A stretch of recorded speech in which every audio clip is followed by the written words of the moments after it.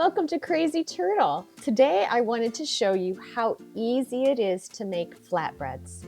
So many different cuisines in the world have a version of flatbread, such as naan or pita.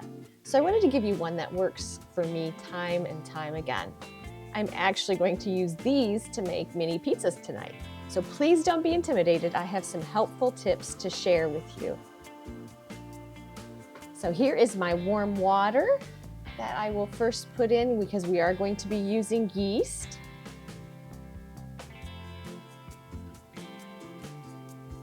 Some salt, a little brown sugar, and some olive oil.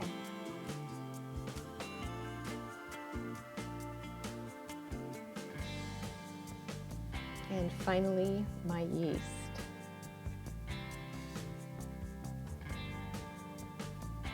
So if you do not want to make any changes to this, makes a perfect, very plain flatbread.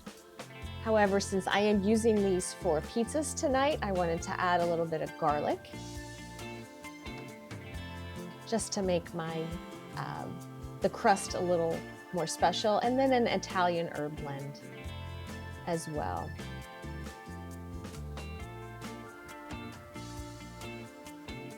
Honestly, I'm using these for mini pizzas, but you could probably use them as well for sandwiches, meatball sandwiches, something like that. And as you will see, they're pretty firm. So here is my flour, just simply 2 cups.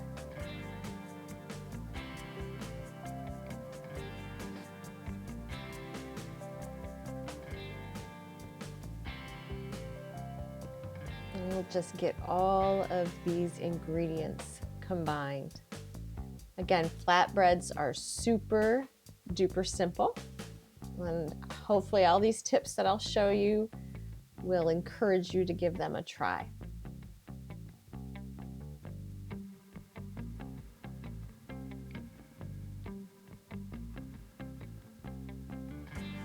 So as my ingredients are kind of getting moistened, it's just going to be a little bit easier for me to just mix it all by hand on the countertop.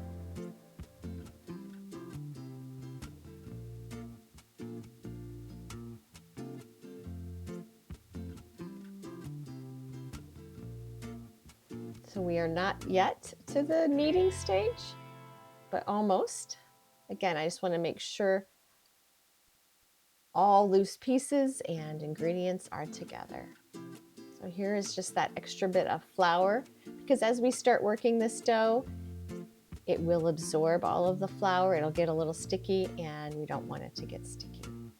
So if you've never kneaded before, a simple technique is to fold it, push away, fold it, push away, turn a quarter, fold it, push. I hope that makes sense. So I just kind of turn it, think of this as a clock, and then I move the dough a quarter each time, 15 minutes each time, however you want to look at that. How do you know whenever you're done kneading? Well, you're going to start seeing that all of the flour is being picked up. It's starting to get a little bit sticky, but we're going to be looking for a certain elasticity, and I will show that to you when we get to that stage. We're almost there, just a little bit, and this is the fun part. There's something very soothing about kneading. Unfortunately, it's not something that we have to knead for 15 minutes or something like that. So here we go. I want to show you. You poke a hole and you see the dough spring back, and you're set. So right now, I'm going to put this in a bowl, hoping for it to double, and we're going to let it sit in a warm place for about 60 minutes. For me, I always have success if I sit this on top of my dryer. So sometimes when I make flatbread, I combine it with doing laundry because sometimes we just don't know. Certain spots in our house have drafts, and if you've tried doing things with yeast before and not had luck, it's usually because of that. So if you set it in a warm place, you should be safe. So I'm going to cover this with a damp cloth and let it sit for 60 minutes.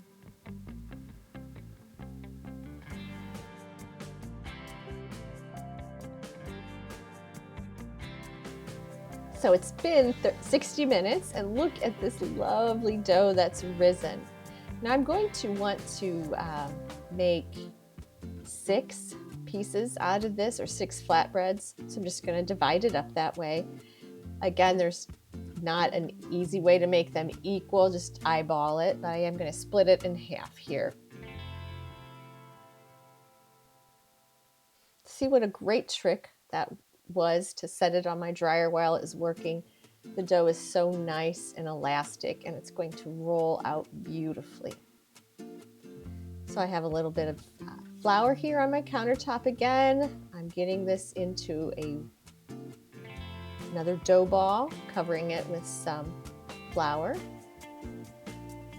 And I am just going to roll it out, kind of using the same technique I did while I was kneading. So roll away, turn a quarter, roll away, turn a quarter, just so that it can get as circular as possible. I don't want anything that's oblong. Again, these are going to not be perfect circles. They're homemade, and I think that's what makes them also so delightful. So they're probably going to end up being about 8 inch. So just use your rolling pin, make it even, make it an even thickness, that is. And there is going to be a bit of flour on it, but don't worry, that will be brushed off after you cook. So now I'm ready to put this in a pan on medium heat. So meet you at the stove. Hey, so I have my skillet ready here, medium heat. It's a non-stick skillet. Promise that's so much easier. And they're simple to cook. You don't need to put any oil. Very, very healthy. And we're just gonna watch this, about 2.5 minutes on each side. I'm gonna let this go so you kind of see how the bread will kind of puff up as it cooks. So it's been about 2 minutes, and you can see it's kind of puffing up, and you can kind of see a little bit of puffing air throughout the rest of the bread. And it's just really the perfect time for me to go back, roll another piece of flatbread, and by the time I'm done with that, this will be ready to take off.